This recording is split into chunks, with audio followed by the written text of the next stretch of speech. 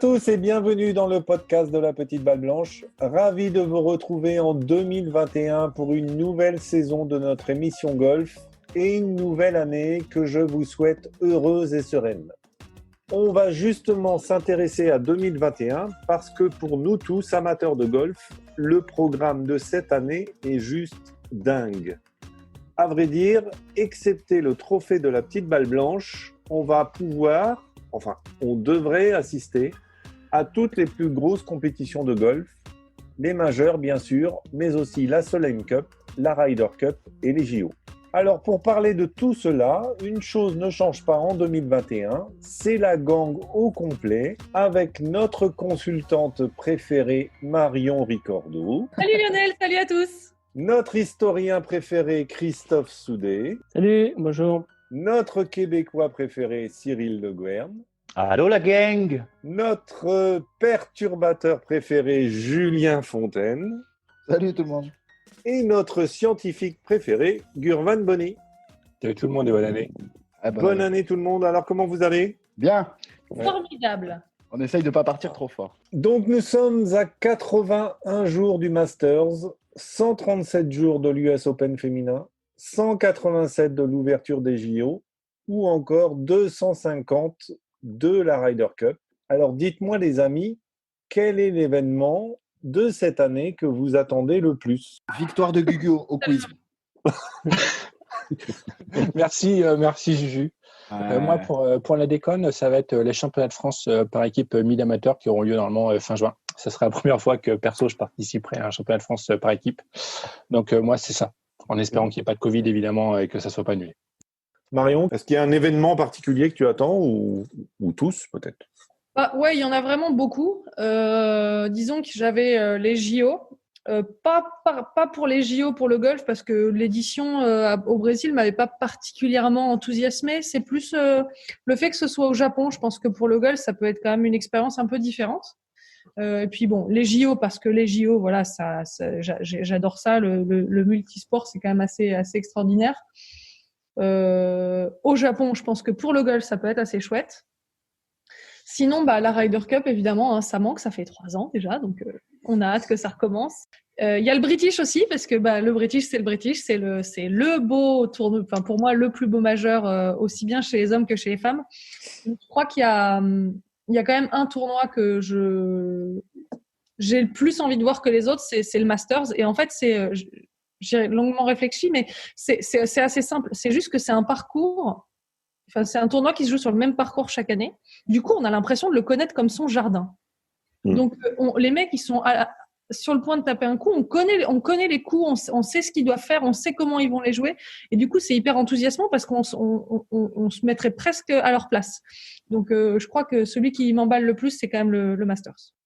Cyril ? Moi, c'est la Coupe Ryder aussi, quoi qu'il arrive. Et puis, je suis d'accord aussi avec Marion, le Masters, parce que en plus, il y a vraiment plein de joueurs qui peuvent être capables de le gagner à chaque année. Et puis, avec des vraies conditions, en plus, en avril, donc on va retrouver le vrai tournoi des maîtres. Pas de pitch sur les greens, des potes qui roulent, tout ça, quoi. Les mecs qui peuvent faire 10 sur le 12. Et toi, Julien ? Le duo Ryder-Solheim. Les années où on peut mettre une pichenette aux Américains, c'est ça directement. Après, oui, le British, parce qu'on ne l'a pas eu depuis 2 ans aussi. Ouais. Même si, quand on sait le 150e qui arrive, le 149e finalement, donc on s'en fout, mais... Vivement le 150e. Vivement le 150e. Chris ? Moi, j'ai hésité entre les JO et l'Évian. Et puis, finalement, j'ai choisi l'Évian parce que j'y serai. Donc, puis ça a été annulé l'an dernier. J'aime bien The Open, mais bon, je connais mieux l'Évian. Donc, les JO, je continue à croire quand même que c'est une épreuve qui peut populariser le golf. Alors, je le classe en second. J'ai un peu hésité, mais bon. Petite préférence pour l'Évian, quoi.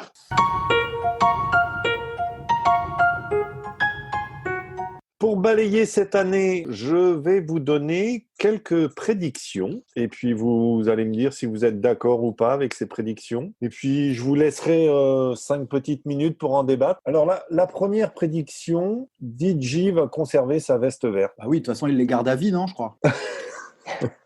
Bravo, Oui. Julien. Le plus Voilà. efficace d'entre tous. Prédiction suivante, s'il vous plaît. Ça va aller vite. Non, parce que c'est très rare de conserver son titre sur n'importe quel tournoi du golf professionnel et encore plus au Masters.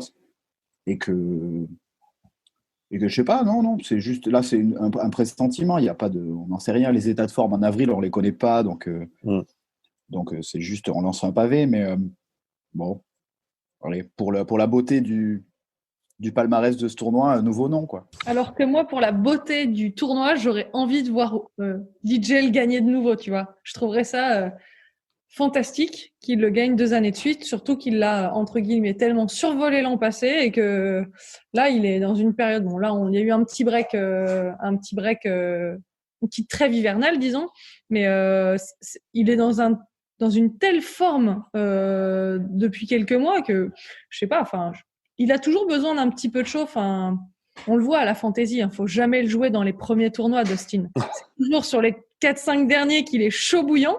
Et là, je me dis, mais il va préparer sa saison parce qu'en général, les pros font ça. Ils préparent leur saison autour des gros événements pour être à leur pic de forme sur les gros événements. Donc, en fait, ça sert à rien qu'il se crame tout de suite. Il va y aller progressivement, pas à pas, et il va arriver chaud comme une baraque à frites au Masters. Et ouais, quoi, carrément, c'est... Moi, je le vois bien regagner et surtout, j'adorerais que ce soit le cas. J'ai quand même l'impression qu'il a gagné des fans avec sa victoire au Masters et son émotion, Ouais. Je l'ai revu, là. lors du discours. J'ai l'impression que ça lui a fait gagner pas mal de fans. T'en penses quoi, toi, Cyril, de DJ au Masters au printemps là? Mais moi, je dirais non pour rejoindre un peu ce que je disais en ouverture du podcast, parce qu'il y a que 3 joueurs qui l'ont gagné 2 fois. Donc, Nicklaus en 65-66, Faldo 89-90 et évidemment Tiger Woods en 2001-2002. Donc, je dirais non, mais et puis je veux aussi voir d'autres vainqueurs sur ce tournoi-là, parce que c'est tellement important pour les professionnels. Justement, on l'a vu avec DJ lors de la cérémonie, à quel point ils tiennent à gagner ce tournoi-là. Donc, j'aimerais qu'il y en ait le plus possible de joueurs, quoi. Pour justement avoir aussi l'opportunité de voir d'autres joueurs dans ce moment-là, en fait, avec enfiler la veste verte et voir un peu les joueurs, comment ils peuvent se révéler aussi. Je rebondis sur ce que tu dis, Lionel. Je ne suis pas sûr qu'il ait gagné des fans, mais je pense qu'il a gagné du respect des gens qui regardent le golf. Oui, peut-être, ouais, tu as raison. Des fans, non, pas vraiment. Je vais pas. Non, il n'y a que Gaëtan qui est sur Twitter qui est pour. C'est le seul. Du respect, du vrai respect, quoi.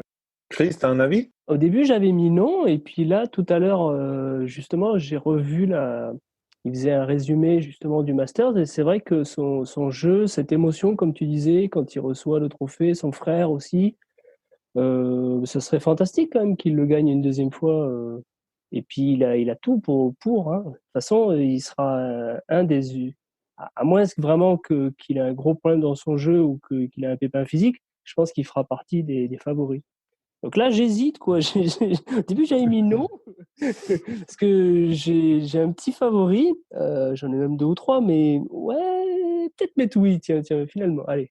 Quand tu repenses aux dates qu'a dit Cyril sur les vainqueurs consécutifs, en fait, c'est à peu près tous les 20 ans. Donc on est en plein dedans et je me dis que... Enfin, en plein dedans. Ça fait 20 ans quasiment depuis Tiger. Et c'est peut-être l'un des seuls qui a le jeu pour être capable de faire un doublé, quoi. Parce que c'est tous arrivés à des époques... Enfin, ils étaient tous au sommet de leur art. Et DJ, c'est un peu ça quand même. Tiens, Gugu, alors. Alors, donc, vu que tout le monde dorénavant connaît probablement mon succès tant en quiz qu'au jeu de fantasy, j'ai décidé de répondre par des ni oui ni non. Alors, ça laissera un peu plus d'être open. Donc, moi, j'ai mis pourquoi pas. J'ai l'impression que c'est oui. Être insupportable. J'en ai 6 comme ça, d'accord. J'ai l'impression que c'est un autre homme dorénavant parce que il a été décomplexé par sa victoire en 2020 parce qu'il était quasiment vu comme un loser de tournoi majeur. Et moi, dans le style de ce que disait Marion, c'est que j'aimerais savoir s'il est, on appelle ça physiquement possible, d'avoir un pic de forme en avril et en septembre. Ils se disent qu'il faut être prêt pour la Ryder Cup et la FedEx Cup. Enfin, tous les mois, en gros, tu as un majeur quasiment qui arrive. C'est-à-dire que les mecs en fret, il faudrait qu'ils soient au taquet de quasiment avril jusqu'à quasiment septembre. Ok. Alors, petite prédiction. Enfin, un nouveau majeur pour Rory McIlroy. Alors, Gugu, à toi. Je veux le croire. C'est bien, j'ai quand même... ça démarre mal. Quand ça démarre comme ça démarre mal. Quoi. Non, je veux le croire parce que j'aimerais croire que ce soit oui, mais je persiste à croire que son cadet est un facteur limitant à son succès. Voilà. Thierry. Moi, j'ai regardé un peu, je pense qu'il a vraiment 3 bonnes chances de remporter, donc ça va être une année, oui, où il va gagner un majeur, puisque le US Open va se jouer à Torrey Pines. Donc, le parcours du Farmers Insurance qui se jouera fin janvier, où il avait fait donc 3e en 2020 et 5e en 2019. Donc, c'est un parcours qui va lui convenir. Le PGA, c'est le Ocean Course à Kiowa, en Caroline du Sud. Hein, donc, c'est là qu'il a remporté sa victoire sur le PGA en 2012, donc un majeur. Donc, ça va être des bons souvenirs pour lui. Et évidemment, The Open qui se joue à Royal Saint-Georges, donc pas loin de chez lui.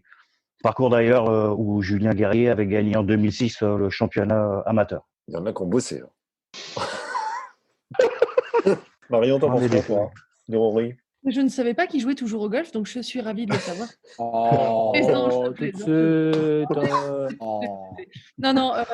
Non, moi, c'est marrant, je le vois pas regagner un majeur. J'aimerais qu'il gagne un majeur parce que c'est vraiment un joueur que j'apprécie. J'appréciais pas avant et vraiment maintenant, je suis assez fan. C'est un chouette gars, un chouette joueur, mais je sais pas, j'y crois pas. Moi, j'y crois pas. J'y crois pas parce que pour l'instant, il a toujours un putting erratique. À moins que là, dans les semaines, dans les mois qui viennent, vraiment, on voit une totale transformation. Le gars, il a trouvé je sais pas, le type, le coach, le putter, l'ensemble. il a tout ce qu'il faut, mais j'y crois pas. Pareil que Chris, c'est principalement un doute qui vient de son putting. Et puis s'il gagne pas de majeur, mais qu'il fait une bonne Ryder Cup. Oui, on prend, ouais. Il n'est pas reparti en 2020, on le reverra là à Abu Dhabi, je crois, cette semaine, son premier tournoi. Mais il lui arrive de bien putter. Mais effectivement, c'est pas suffisamment constant pour espérer et faire des bonnes places, quoi. Du coup, il fait quand même des top 5, top 10, mais pour gagner, avec justement, comme disait Gugu, le champ de joueurs qu'il y a en ce moment, là, où ça peut gagner de partout, puis à un sacré gros niveau, ça suffit pas. Alors, sinon, j'ai une petite question pour vous, enfin une petite prédiction qui va sûrement vous plaire. DeChambeau se perd à gagner de la distance et rate sa saison. Gugu, voilà, c'est toi qui tire les premières balles. C'est parti. Non, Lionel DeChambeau ne se perd pas. Il gagne encore et encore des mètres. Après, moi, je suis pas le Waze de DeChambeau. Donc, je t'avoue qu'en fait, il va de plus en plus loin, mais je sais pas toujours vers où. Mais pour moi, sincèrement, lui voir gagner un majeur en 2021, ça me semble être encore possible. Et dans ces cas-là, si jamais c'était pas le cas, je voudrais qu'on définisse de manière plus précise ce qu'est rater sa saison. Pour un joueur comme ça, c'est pas une seule victoire cette année, quoi. Mais PGA Tour y compris, ça me semble peu probable. Voilà. Après qu'il gagne pas de majeur, peut-être. Mais pour moi, il va aller jusqu'au bout du chemin. Mais je sais pas où le chemin, mais il va. Les majeurs, c'est pas facile parce que Jordan va en gagner un, Dustin va en gagner un, Mickelson va. Il en reste plus beaucoup après, les gars. Jordan, excusez-moi, Michael Jordan ? Oui. Je pense que Michael Jordan, il a plus de chances de gagner un majeur. Mais non Ne dites pas de bêtises. Moi, j'apprécie sa ténacité. Voilà, il veut aller vers une route. Je pense que c'est probablement le seul qui va aller jusqu'aussi loin. Ses interviews sont trop drôles où il est limite à se mettre dans les pommes, à essayer de taper le plus fort. Et j'apprécie au moins Enfin, appelle ça le courage et la difficulté, parce qu'il se fait à peu près tailler par tout le monde. Subjectivement, c'est vrai que c'est pas quelqu'un que j'apprécie et c'est pas une stratégie que j'aime. Mais objectivement, je pense pas qu'il soit dans une direction qui va le faire planter sa saison. Je crois qu'en fait, c'est typiquement cette évolution de son jeu et de sa puissance. Enfin, en soi, c'est très bien d'essayer de gagner de la puissance. C'est juste que il fait ça. Son arrogance de temps en temps est un peu agaçante. Mais en fait, je pense qu'il va faire typiquement, ça va être du top 5 ou vraiment pas terrible. Voilà, ça va être des up and down total. Il fera pas de ventre mou. Ça va être excellent ou vraiment, vraiment décevant. Et au final, moi, je pense pas qu'on puisse appeler ça un ratage de saison si tu fais plein de perfs, en fait, parce que il est capable de te rater 5 cuts avec ses conneries, mais il est aussi capable de te planter 5 tournois. Donc, finalement, si tu fais la moyenne, je crois que vaut mieux vaut mieux exceller par moment et puis passer à côté de certains tournois que de faire du moyen tout le temps. Et je crois qu'en fait, lui, c'est pas ce qu'il cherche. Il cherche pas à faire du moyen tout le temps. Donc, il va se planter parfois, mais je pense que globalement, sur une saison lissée, ça va être le résultat sera plutôt positif. Moi, je pense qu'il va gagner un tournoi majeur. Il y a quelques mois, il était quand même capable de gagner avec 6 ou 7 coups d'avance l'US Open. Là, c'était phénoménal ce qu'il a fait. Maintenant, si jamais il n'en gagne pas, il faudra faire attention à juger sa saison comme les autres, quoi. Parce que effectivement, la hate qui l'entoure un peu fait que dès qu'il gagne pas, en fait, c'est raté pour lui. On dit, ça marche pas, son truc là, et il faudra faire attention à juger sa saison à la lumière de ce que font les autres aussi, et des joueurs, voilà, qui sont comme lui dans le top 10 mondial, et pas rentrer dans le Bryson bashing un peu automatique que moi je commence à avoir. Et Bryson, je m'en fous un peu, lui, c'est pas mon joueur préféré. Il apporte quelque chose de nouveau, mais faut faire attention à pas trop bâcher pour bâcher ce gars-là, quoi. Il s'entraîne quand même beaucoup, hein, donc il est constant et je pense qu'il va continuer à l'être parce que c'est devenu une bête physiquement. C'était déjà un beau bébé auparavant, hein. Donc je le vois pas perdre son jeu. Il fera peut-être quelques erreurs dans son swing, sur certains choix, des choses comme ça, mais je le vois rester constant toute l'année. Alors après, est-ce qu'il gagnera pas, comme disait Cyril sur le Masters, comme on dit depuis le début, il y a tellement de joueurs qui peuvent gagner, et puis là, on l'a vu, hein. Et oui, c'est vrai, il a gagné cet US Open de loin, mais bon, sur d'autres tournois, il est aussi confronté à la concurrence comme tout le monde. Non, il va pas se planter cette saison. Je le vois pas se planter. Par contre, moi, je l'apprécie pas parce que je le soupçonne de se doper depuis un an, et si on fait l'élection du con de l'année, je le mets gagnant à chaque fois, quoi. Carrément, quoi. C'est là où ça peut tomber pour lui, quoi. Je pense que le risque, c'est pas que le physique ou le jeu se casse la figure, c'est qu'il se fasse choper, quoi. Cyril? Moi, je pense qu'il va pas se perdre à gagner en longueur. En tout cas, c'est toujours accessoirement le meilleur scoreur au bonus fantasy driving. Puis, mais non, vous avez tout résumé en fait. Il peut gagner, il peut perdre. Regarde, au Century, moi je le sentais pas trop en ouverture. Il finit quand même finalement 7e au tournoi des champions. Il peut gagner un majeur. Il va gagner sur le PGA, ça j'en suis convaincu. Et puis non, il apporte quelque chose, c'est ça, pour dire de nouveau. Quand on dit oui, on parle plus de lui que DJ ou de Thomas, c'est parce que lui il apporte quelque chose, quoi. De fait de la longueur, des bâtons, la vitesse d'élan, tous les autres joueurs ont leur jeu bien à eux, et puis il n'y a jamais rien de nouveau d'année en année. Lui, il apporte quelque chose. C'est pour ça que il est sur la map, quoi, que tout le monde en parle. Sinon, c'est pas pour ses résultats, quoi. Et lui aussi, à la Ryder, ça va être intéressant de le suivre, hein, parce que S'il trouve une paire qui marche, par contre. c'est ça, ouais. Ouais. Comment ils font, quoi? Avec qui tu l'associes, lui? Parce que il a quand même bien pris le boulard en 2020. Avec qui tu vas l'associer à la Ryder? Est-ce qu'il ne faut pas le mettre avec le mec, justement, qui golfiquement est supérieur à lui en ce moment? Tu fous avec DJ, si les deux mecs arrivent à s'entendre, je ne sais pas comment ils sont dans la vie, mais Bryson qui met une balle, DJ qui arrive derrière avec son jeu autour de 140, entre 140 et 100 mètres, c'est terminé, quoi. Après, c'est toujours pareil, les dynamiques de Ryder Cup. Après, l'avantage, c'est que DJ, comme il est plus trop copain avec Brooks, ça peut effectivement, ça peut effectivement être peut-être une association qui pourrait peut-être fonctionner avec que de Chambou. À voir. Alors justement, avant de parler de Ryder Cup, Solheim Cup, est-ce que cette prédiction d'un Français qui serait médaillé aux Jeux Olympiques ou une Française, un tricolore ou une tricolore? Moi, j'y crois pas trop. Moi, j'essaie de regarder le parcours. Vous êtes un nihiliste, monsieur. Vous ne croyez à rien. Oh là là. D'ailleurs, on vous voit même plus. Vous vous cachez. Alors, moi, j'ai été regarder donc le parcours. Je ne vais pas vous prononcer le parcours Kamakusaki Est. Et a priori, peu d'obstacles d'eau sur le parcours japonais qui accueillera les JO. Et donc, globalement, j'aurais tendance à croire que ce parcours devrait privilégier les gros frappeurs.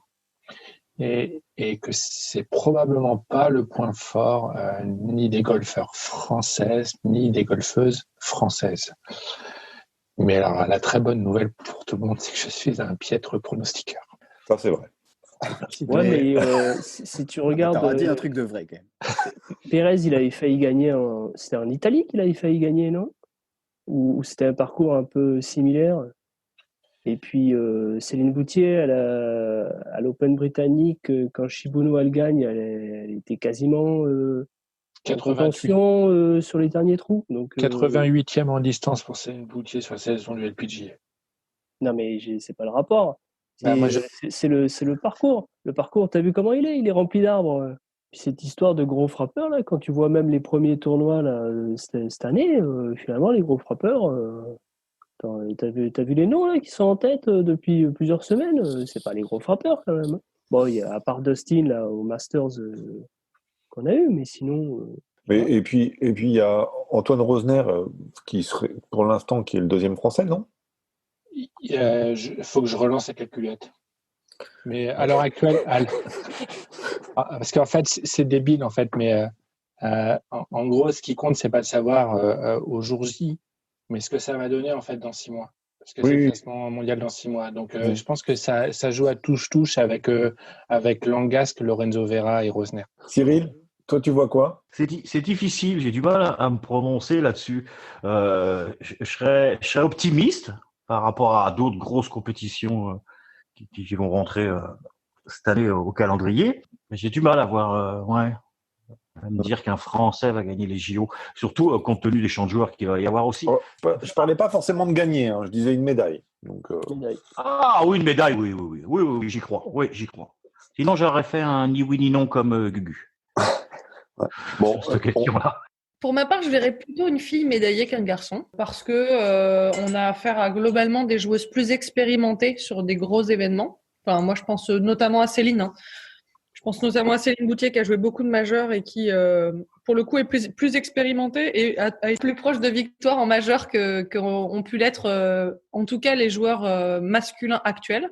Chez les garçons, je pense que c'est plus compliqué. Ça va aussi dépendre du champ. On en a parlé un peu plus tôt. Est-ce que des grands pontes vont faire l'impasse parce que les Jeux Olympiques, c'est pas assez intéressant, etc. Chez les filles, ça n'avait pas trop eu lieu. Chez les garçons, oui.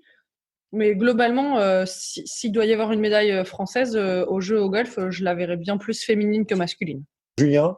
Exactement pareil que Marion. S'il y a médaille, je pense qu'elle sera féminine, pour les raisons qu'a évoquées Marion, d'expérience, de champ de joueurs et d'ouverture de ce genre d'échéance golfique. Après, une bonne surprise, pourquoi pas. Alors, l'Europe fait le doublé Ryder Cup, Solheim Cup. Oui. On rappelle que les deux compétitions auront lieu de l'autre côté de l'Atlantique, à côté de chez Cyril. Enfin, plus près de chez toi que chez nous, quoi. Oui. Encore que vu la taille de leur pays, c'est pas sûr. Alors, oui? Non. Non. Non. Qui c'est qui gagne pas, alors? Les deux? Les deux perdent? Tu vois un doublé américain, toi? Moi, je vois plutôt un doublé américain, ouais. Clairement. Traître. Ouais, non, non, traître, non. Je préférerais que les Européens et Européennes gagnent, mais là, clairement, Inverness, le parcours des filles, j'ai eu la chance de le jouer. Il est extraordinaire et on en a parlé tout à l'heure. Il semble être un peu plus à l'américaine qu'à l'européenne. Alors bien que les européennes évoluent, la plupart des européennes qui seront dans l'équipe évoluent sur le LPGA, mais c'est vrai que je sais pas. Moi, c'est un parcours. C'est du target golf, c'est. Moi, alors c'est du gros rough sur les côtés, un peu gros rough, un peu dense, tu vois, un peu à style US Open. Et après, moi, je trouve qu'il est un peu dessiné comme un Chantilly ou un Fontainebleau. Un peu un truc un peu comme ça, mais avec du gros rough, avec pas mal de visuels, de dénivelé visuel, mais c'est un parcours plutôt plat, mais je sais pas, je sens plutôt parcours américain, enfin pour les Américaines, et ouais, je le vois plutôt comme ça. Puis je pense que dans mes souvenirs, elles ont perdu la dernière édition à cause de Suzanne Petersen, et je pense qu'elles auront à cœur de se venger et de nous faire très très mal chez elles. Et les Américains, eux, je pense qu'ils ont besoin de nous exploser pour se relancer un peu parce que on les explose. C'est la cata, quoi. Bah ouais, enfin, les Européens sont trop forts, quoi. Clairement, ça fait une paire de fois c'est pas l'humiliation, mais on n'est pas loin. Et du coup, il faut qu'ils se réveillent. Et je pense que l'ego va aider un peu. Hein. Je pense plus que ça va être compliqué pour les Européens que pour les Européennes. Moi, je trouve que les Américaines sont quand même en perte de vitesse. Ils sont un peu dans un trou de génération, quoi, les Américaines. Voilà. Il y a des nouvelles joueuses qui arrivent, qui viennent de passer amateurs et tout ça. Et bon, après, tu as Nelly Corda et qui sont encore là, Daniel Kang, mais ils perdent toute une flopée de joueuses qui ont beaucoup aidé là, les USA. Si tu penses à Christy Kerr, Paula Creamer, enfin, toutes celles-là qui ont quand même bien aidé les Américaines à gagner les dernières éditions, sauf la dernière, mais les éditions précédentes.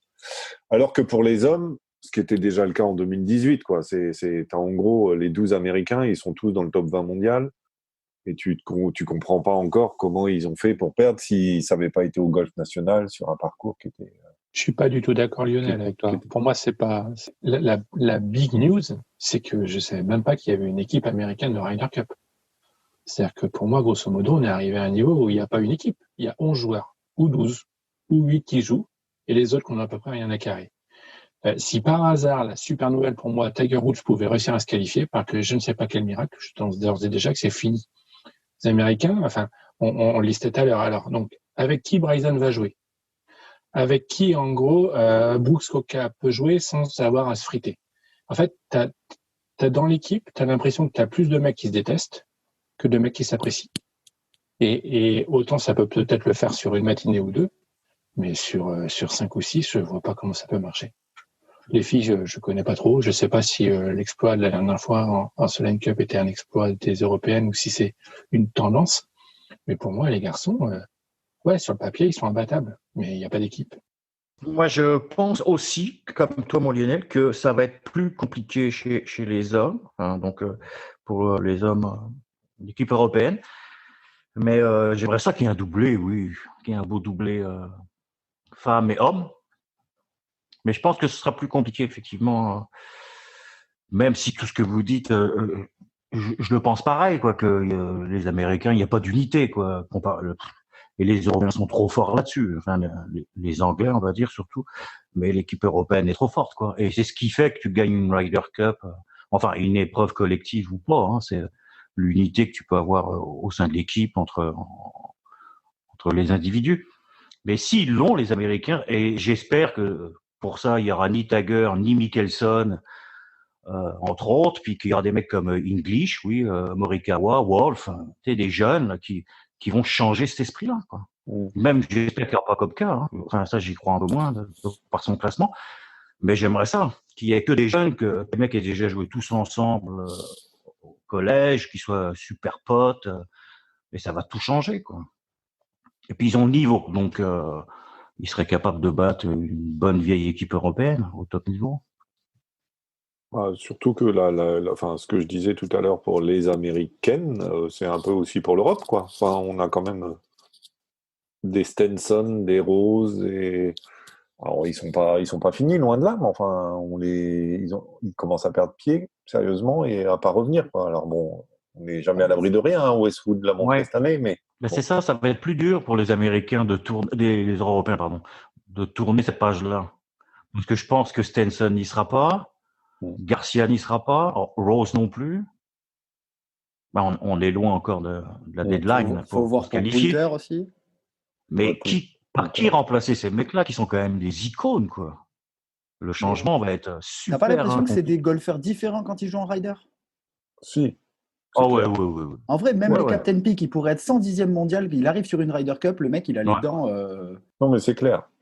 Je pense que les Européens peuvent gagner les deux, mais que ça ne sera pas simple. Je suis comme Cyril, je m'interroge quand même sur la composition de l'équipe masculine, effectivement, parce que s'il y a plusieurs joueurs importants à remplacer, c'est toujours délicat. Par contre, chez les filles, je pense que ça va être très serré. Il ne faut pas oublier que la dernière fois, donc c'est Suzanne Peterson qui donne la victoire, mais sur le dernier green, sur le dernier putt, sinon ils la perdent, quoi, en fait. Donc, et moi, j'avais quand même été bluffé par les jeunes joueuses américaines qui avaient joué leur première Solheim. Et il y a une génération qui est peut-être moins douée chez les Américaines qui est arrivée, mais qui est par contre plus collective dans le sens elles vont former une équipe. Et en plus, comme Julie Inkster est en fin partie, et Julie Inkster, c'était quand même un management très spécial. Elle avait ces espèces de grognards, en fait. Alors, ça avait réussi avec son entourloupe qu'elle avait fait en 2015. Mais, oui, on va le dire quand même. Mais là, je pense que quand même, ils ont une génération qui est assez intéressante. Il y a McDonald qui est très régulière, qui était très régulière à la fin de la saison dernière. Donc, attention à cette équipe. Ils peuvent gagner les deux, mais je pense que dans les deux cas, ça va être serré. Voilà, c'est mon prono. J'ai le droit de m'auto-contredire. Bah, vas-y. Pour l'équipe américaine, après, il y a peut-être un avantage auquel elle n'a pas réfléchi, c'est qu'il n'y aura que 6 sélectionnés automatiquement. Donc, ça veut dire que peut-être qu'en gros, le captain peut réussir à choisir 6 joueurs qui iront bien pour former des pairs et pas nécessairement à suivre, on appelle ça les 9 ou les 10 habituellement qualifiés, qui pourraient lui mettre un petit peu d'ennui dans la gestion de son équipe. Ok. Alors, une petite prédiction sur le golf féminin. Une 3e année consécutive sans victoire d'une Américaine en majeur. Ouais. Mais déjà, je regardais le palmarès. C'était jamais arrivé d'avoir 2 années consécutives sans victoire américaine. Ouais, ben ça fera 3. Non, je pense que ça va s'arrêter. Alors qui? C'est ça qui m'intéresse. Qui gagne? Qui pour remporter un majeur chez Corda. Nelly. Ouais. Nelly, ouais. Moi, je suis pareil. Ou Daniel Kang. Chez les filles, c'est quand même bien plus ouvert. Donc, tu peux avoir, je ne vais pas dire une fille qui vient de nulle part qui gagne, mais pas loin. Enfin, c'est quand même. Genre Popov, quoi. Et Amy Olson, elle a failli gagner. Hein. Bah, exactement. On n'est quand même pas passé loin. La pauvre, elle n'a pas eu de chance. British, ça veut bien dire que n'importe quelle américaine peut de nouveau gagner un majeur. Donc, mais moi, je rejoins Chris. Clairement, ça va être entre Nelly et Kang. Bon, je vois plus Nelly, mais clairement, enfin, c'est improbable. 5 majeurs, il y en a forcément un que les Américaines vont remporter. Ouais, mais ça fait 9. Oui, mais ça fait quand même 9 de suite. Ouais, ça s'est pas produit. Justement, on prend les statistiques. C'est pas possible que ça continue. Et comme tu disais, la dernière qui a gagné, si je ne me trompe pas, c'est toujours Angela Stanford. C'est qui ça. n'était pas dans les favoris. Non. Bonne joueuse, solide, on la connaissait, mais. C'était à Evian. Ouais. C'est pas... Ah non, Daniel Kang, elle avait gagné juste avant alors. La même année. Donc tu vois, tu as eu une année où tu as eu au moins 2 vainqueurs américaines et puis après tu as eu 2 années de disette, quoi. Ah, c'est pas la même année. Non, Kang est gagné en 2017, je crois. Ah, c'est pas 2018 pour les deux? Non. Tiens, Gugu, alors, ton avis, toi? Est-ce qu'une Américaine... En tant que statisticien, c'est très simple. Je ne vais pas passer mon temps à essayer de calculer des stats sur la probabilité que ça arrive, alors que ça fait même pas une fois sur 10.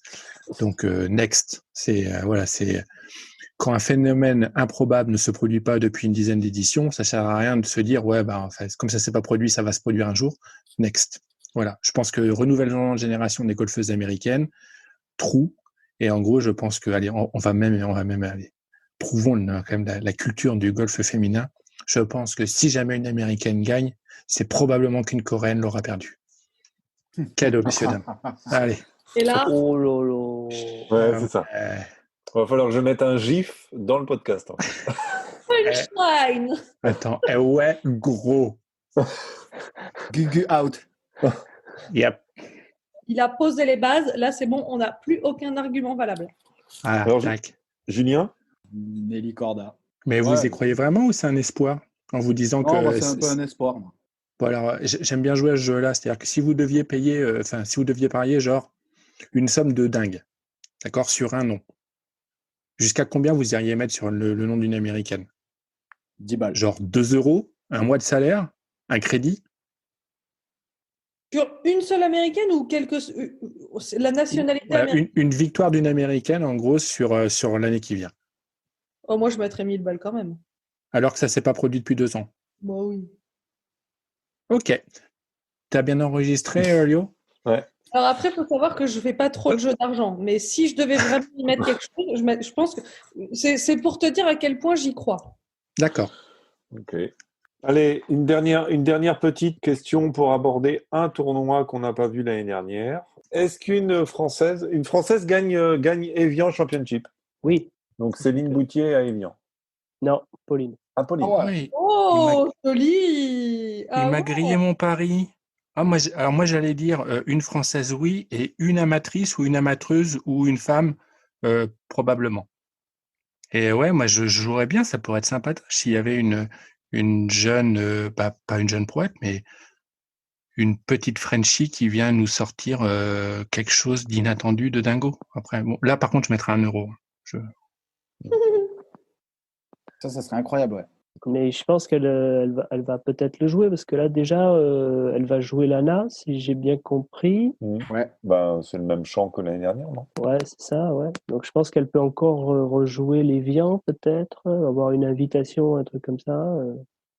On parlera Comme elle avait failli gagner, c'était le Jabra qu'elle avait failli gagner. Après, quand elle l'avait joué, les Vians, là, c'était un gros champ de joueurs. C'était l'un de ses premiers énormes tournois. Depuis, elle en a joué d'autres. Le parcours a l'air de lui plaire. Ça, c'est clair. Contrairement à Céline, qui aime bien le parcours, mais qui, pour l'instant, n'a pas réussi à être performante dessus. Il y aura sans doute Perrine. Donc, mais je me dis que Pauline, comme elle avait failli gagner ce Jabra, là, pourquoi pas, quoi. Ouais, alors Possible. petite parenthèse quand même, la préparation du terrain pour le Jabra et pour l'Evian est très très très différente. Ah, ça c'est important. Ouais, c'est pas le même parcours. Hein. C'est pas, les greens sont pas aussi rapides, les roughs sont pas aussi denses. Le parcours il est un petit peu plus court au Jabra. Enfin, il y a quand même pas mal de détails à prendre en compte. C'est quand même pas le même parcours. Pour moi, la victoire française à Evian, elle est très compliquée parce que la pression des médias par rapport aux bonnes joueuses françaises qui pourraient potentiellement gagner à Evian, elle est énorme. Donc, on a beau savoir que la pression est élevée, les gens en permanence, ils nous le rappellent, etc. Et en fait, parfois, c'est un peu compliqué de faire la part des choses. Et je pense que moi, ça me l'a pas fait, mais parce que je faisais pas partie de ces joueuses qui avaient. T'étais pas la grosse tête d'affiche, quoi. Exactement. Ouais, Je faisais pas partie des joueuses qu'on aurait mis un billet pour la victoire à Evian. Donc forcément, j'avais pas la pression. Sans doute que tu as mis le doigt effectivement sur une difficulté à dépasser. Tu as raison là-dessus, cette pression, le fait que ça soit en France, quelque chose que moi je peux pas comprendre par exemple. Mais j'espère qu'un jour, et si c'est le cas, ils arriveront à le dépasser. Parce que pour moi, il y a tout pour qu'elles puissent le gagner. Enfin, parmi les meilleures, maintenant qu'on a des joueuses qui sont vraiment performantes. Mais elles le dépasseront. Mais quand elles en auront bouffé, il faut en bouffer des Evian pour le dépasser. C'est vrai, ouais, Faut qu'elles en engrangent beaucoup. Pour l'instant, elles en ont pas. Enfin, ça, c'est avec. Je peux dire ça maintenant avec le recul parce que je vais te dire, il y a 3 ans, j'aurais pas eu le même discours. Hein. Parce qu'il y a 3 ans, j'étais à penser que n'importe qui pouvait gagner n'importe quand et que machin. Non, là, avec un peu de recul, je me dis oui. Enfin, moi, honnêtement, je pense globalement à Céline parce que c'est vrai que c'est celle qui, en majeur, a été la plus performante. C'est celle qui en a fait le plus. Je pense qu'elle sera capable. peut-être même déjà l'année prochaine, enfin j'en sais rien, et encore peut-être que cette année, mais c'est juste que je sens que c'est un poil prématuré. Mais elle sera capable, mais il faut qu'elle en bouffe plus, en fait. Faut qu'elle en engrange des évians. Et elle va en jouer encore 10 ou 15 peut-être, et d'ici là, bah oui, sa chance, elle l'aura évidemment. Initialement, la pression est plus élevée, mais en plus, si tu arrives dans la situation où le samedi soir, tu signes une belle carte, tu te retrouves T5, les choses, elles s'accélèrent aussi dans la soirée, dans la matinée. Enfin, Ça, c'est clair. ça augmente encore là. Initialement, c'est déjà compliqué. Donc, en plus, si tu es dans la course, ouais, là, je pense qu'effectivement, il faut construire des vraies épaules pour gérer ces moments-là, quoi. Mais on le dit, hein, enfin, c'est un truc, c'est assez commun de dire que pour être capable de gérer la pression qu'on peut avoir sur un majeur par rapport. Et puis, il y a une pression médiatique, elle est ce qu'elle est, mais il y a une pression aussi de conséquence du résultat. Si tu es française et que tu gagnes Evian, qu'est-ce qui se passe? Parce que ton statut change, littéralement. La première Française qui va gagner Evian, je te raconte pas le changement de statut. Et ça aussi, ça a des conséquences. Ça joue un peu sur ton anticipation du tournoi. C'est pas, elle va pas gagner la Coupe du Chapeau, elle va gagner le majeur en France devant son public. Et ça te propulse bien plus que de gagner un British. En France, en tout cas, ça propulserait une joueuse bien plus que de gagner un British. Et du coup, ça aussi, c'est dans un petit coin de ta tête quand tu joues un tournoi et quand tu joues surtout un tournoi comme ça. Donc, c'est pour ça. Je suis convaincue qu'une Française gagnera, mais je pense que ce sera après plus que 2-3 participations. Cyril, tu veux rajouter quelque chose? Bah, pour moi, clairement, Evian, c'est estampillé Corée du Sud. Hein, elle le dit de toute façon elle-même. Pour eux, le parcours, c'est comme à la maison. C'est exactement comme les tracés coréens. La dernière victoire, c'est donc Jin Young-ko. Hein, et puis, depuis l'édition 2013, une victoire sur 2 pour les Sud-Coréennes, avec en 2016 carrément un triplé, 1, 2 et 3. Donc, pour moi, c'est un gros non. Non, je vois pas de française, en tout cas pas cette année. Bon, et ben merci pour vos avis éclairés, en tout cas sur ces quelques moments qu'on va vivre, on l'espère, en 2021 avec, on espère, un peu de public. Oui. On aura au master déjà. Ouais, a priori, quelques personnes au master. Alors, en conclusion de cette présentation de 2021, on va s'adonner un petit moment d'Oscar par anticipation, et je vais faire appel à votre flair et à votre perspicacité en me proposant vos choix sur 2 catégories, joueur, joueuse de l'année et révélation masculine, féminine de l'année.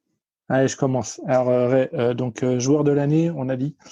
Donc, moi, comme je pense que ça sera une année pour les jeunes, ça sera Hovland. Ah, j'ai pareil. Chez les filles, je mettrais, parce qu'elle s'est fait qualifier par le Master de Stambo, Lexi Thompson. Oh non! Voilà, en révélation. Non, mais vous pouvez respecter mes choix, madame, s'il vous plaît. S'il vous plaît. Non, Voilà. c'est l'argumentation que j'aime pas trop. Ah, bah, vous pouvez respecter quand même l'argumentation, madame. Et alors après, en révélation de l'année, j'ai fait du franco-français. Alors pour moi, c'est un jeune qui débute, il s'appelle Victor Dubuisson. Je pense que ça peut être une vraie révélation cette année, j'espère.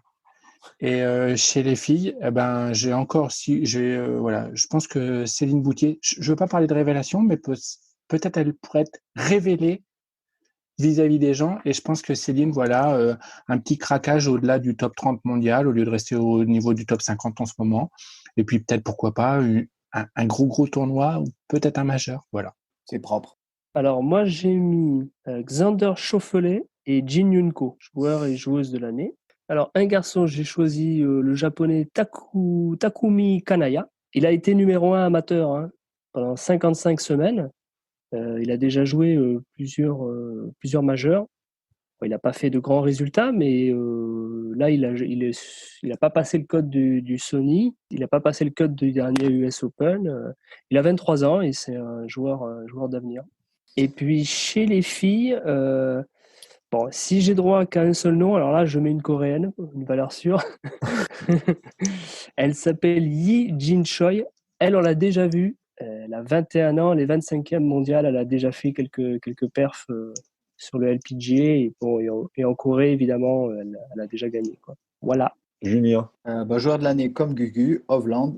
Joueuse de l'année Shibuno. Révélation de l'année masculine, Spieth. un nouveau hospice. Et alors, chez les filles, c'est pas vraiment une révélation, mais j'ai envie qu'elle casse tout cette année. Je pense qu'elle peut le faire. C'est Nasa Ataoka. Cyril. Alors, joueur de l'année masculin, ça va être Xander Schauffele, qui va enfin gagner une FedEx Cup, après avoir fait deuxième en 2019 et en 2020. La révélation masculine, juste devant Paul Barjon, ça va être Zalatoris, même si c'en est déjà une. Chez les femmes, évidemment, on en parlait tantôt, là, vous vous doutez bien, c'est Brooke Anderson, qui va gagner le Rolex Player.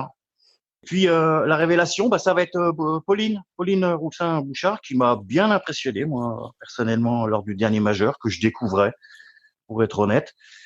Et je trouve qu'elle a le mental, etc. Donc, et pourquoi pas d'ailleurs, tiens, pourquoi pas elle à Evian, hein.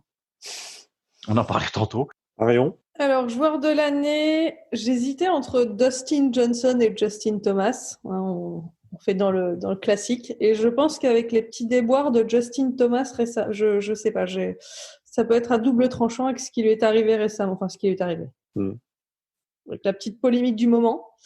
J'ai envie de croire que ça va le faire rebondir et qu'il va avoir le couteau entre les dents. Donc, j'ai envie de choisir Justin Thomas comme joueur de l'année. La joueuse de l'année, Nelly Corda, parce que j'ai bon espoir. Elle est déjà 3e mondiale, si mes souvenirs sont bons, ou 4e. Je pense qu'elle peut atteindre la première place mondiale à la fin de l'année. Et au niveau des révélations, je rejoins mon ami Julien. Je pense que Jordan va nous faire la surprise de l'année 2021. Et j'aurais envie de mettre C'est-à-dire, passer un cut. Essayer de faire moins de 36 putts sur le parcours par parcours. Non. Et il y a un autre joueur que j'aimerais, mais c'est parallèle en fait. C'est que pour l'instant, il n'a pas la possibilité d'être dans les meilleurs points mondiaux, mais c'est Antoine Rosner qui, je pense, sera la révélation sur le Tour européen. Donc, je sais que c'est plutôt mondial, mais voilà. Je voulais quand même faire cette petite aparté puisqu'il n'aura pas l'occasion, de par les points mondiaux, d'en grappiller trop. Mais je pense que Antoine peut être une super révélation. Française, c'en est pas une puisqu'on sait comme il joue, mais européenne. Voilà. Je pense qu'il peut marquer un gros coup en Europe. Et la révélation féminine, c'est une joueuse qu'on connaît déjà et qui a déjà performé, mais qui, je pense, va exploser cette année sur le LPGA. C'est Emily Pedersen, la Danoise, qui nous a fait son petit hat-trick sur le circuit européen féminin cette année. Donc, je pense qu'elle va enfin se lâcher et aller jouer aux États-Unis et jouer son niveau de jeu là-bas, en fait, quelque chose qu'elle n'a pas encore fait. Je pense que là, elle va enfin le faire et puis elle va atteindre une place mondiale plus qu'honorable. Eh ben moi, c'est vrai que je te rejoins. J'avais noté ça en révélation. J'avais aussi noté Antoine Rosner, mais comme c'était pour les mêmes raisons que toi, du coup j'ai mis Corey Connors.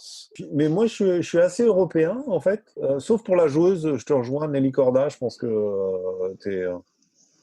elle a raté de trop peu l'année dernière et je pense qu'elle va grimper d'un échelon supplémentaire cette saison en gagnant un majeur ou deux. Pour le joueur, moi je vois bien John Ram. Puis chez les filles, en révélation, la petite Irlandaise, Leona Maguire, qui promet depuis des années et qui là fait sa 2e saison sur le LPGA après avoir... elle est montée en même temps que Perrine Delacour, où elle avait fini 7e du Symetra. Donc voilà, assez européen.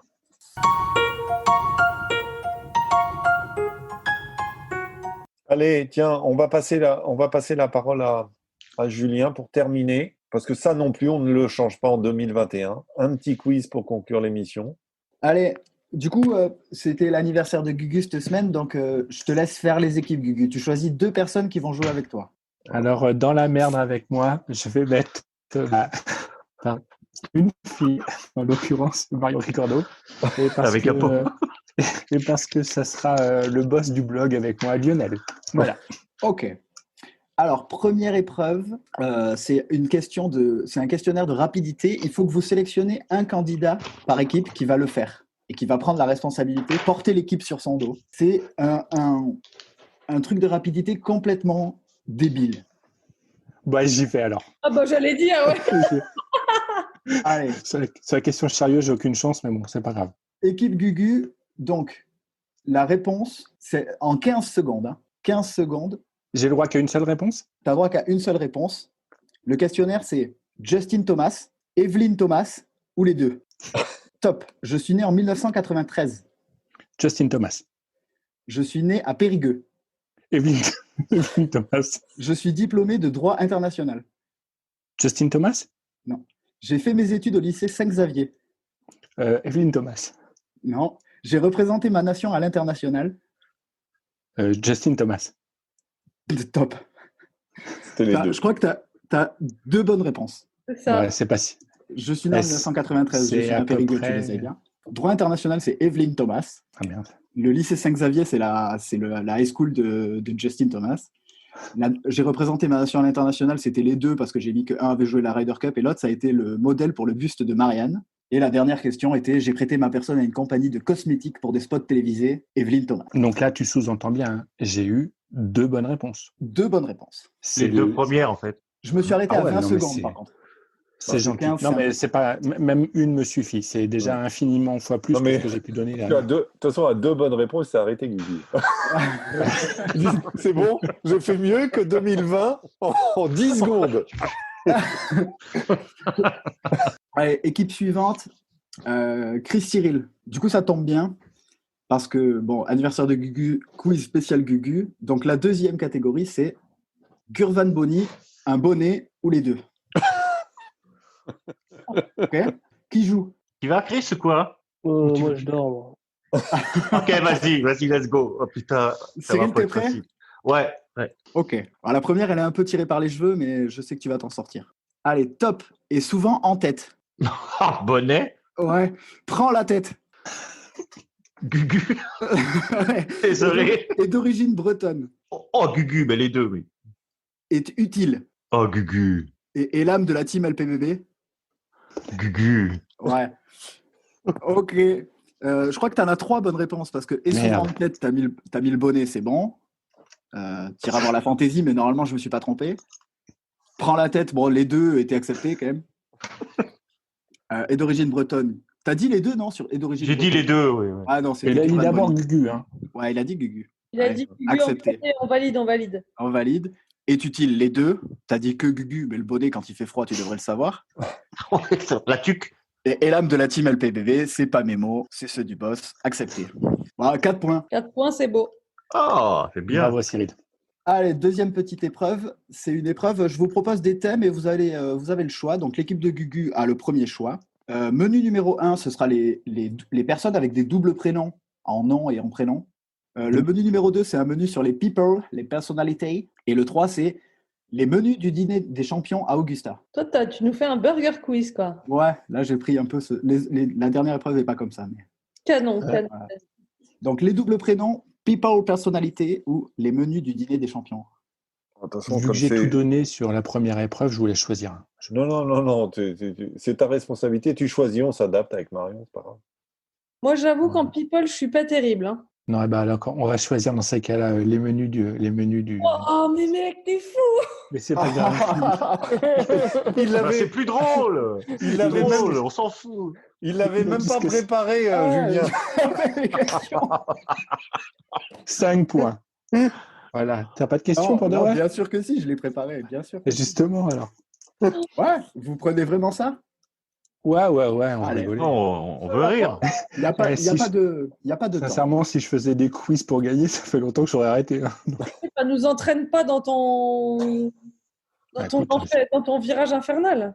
Ouais, c'est Allez, jamais. les menus d'Augusta. Première question, il n'y a pas de temps, vous pouvez prendre votre temps. J'ai servi 2 fois le même menu avec 2 ans d'écart. Faut deviner qui c'est ou le Ouais. menu? Faut deviner qui c'est. Mon Tiger, parce qu'il a gagné avec 2 ans d'écart. Ah, il y a eu Non, il a- Vite fait aussi. Il a jamais gagné avec 2 ans d'écart. Il a gagné 2 années de suite, mais il n'a jamais gagné avec 2 ans d'écart. C'est pas Vijay qui avait gagné avec 2 ans d'écart ou un truc comme ça?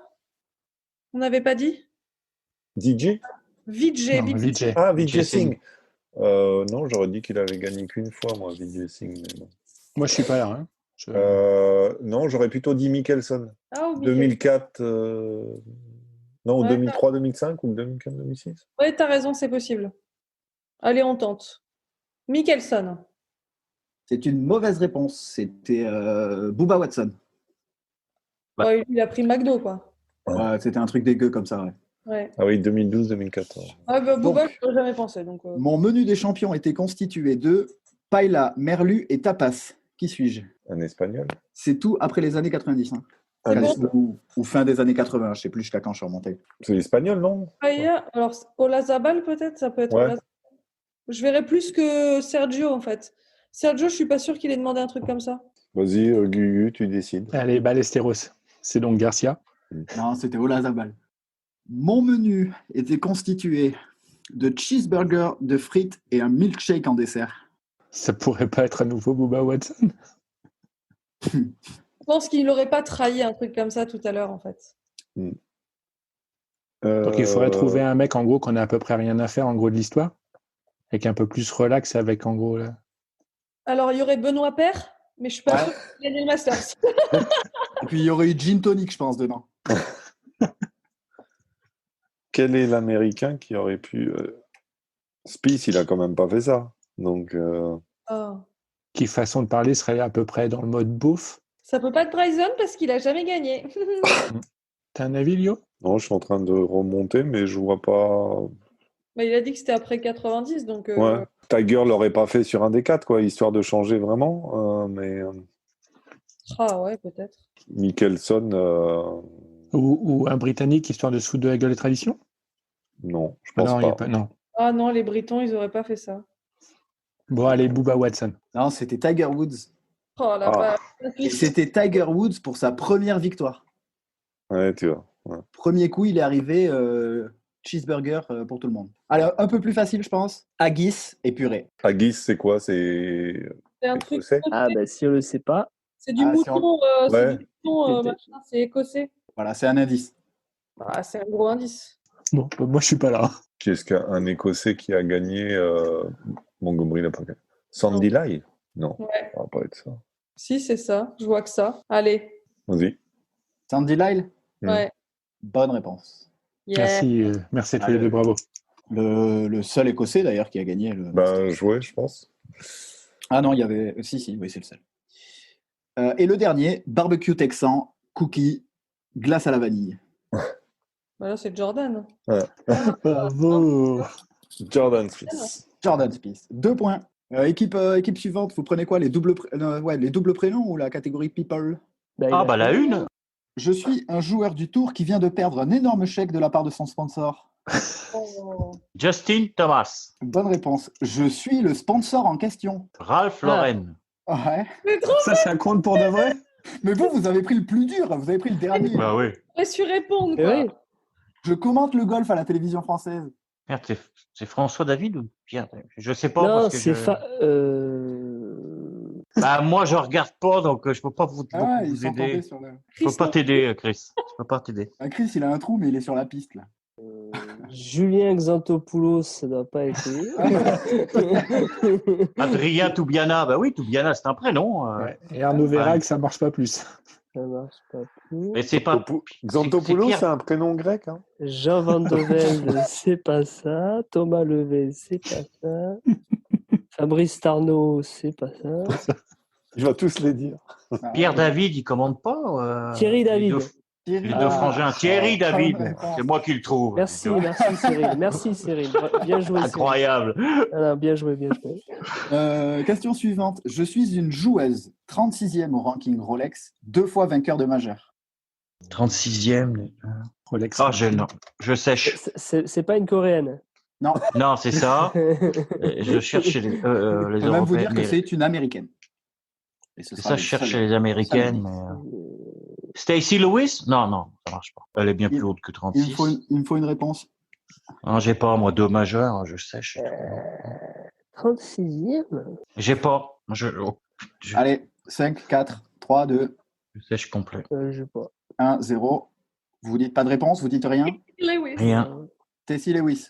Bah, je l'ai dit alors. Et Tu l'as dit, mais t'as pas validé ta réponse. Ah ouais, c'est ça. J'attendais l'aide. Ok, merde, parce que 2 majeurs et tout. 27 noms. Ah, c'est ça, c'est poche. Hein. Ouais. 39 victoires sur le PGA et 8 majeurs. 8 majeurs. Alors, C'est pas Tony Finau. Donc. Et de Chambaud, c'est un prénom aussi ou pas? C'est ça. Ernie Els, non, il n'y a pas de Mais majeur. non. Je crois que j'ai la réponse. Je suis pas Arnold sûr. Palmer. Palmer, c'est un prénom? C'est un arbre, ça n'a rien à voir.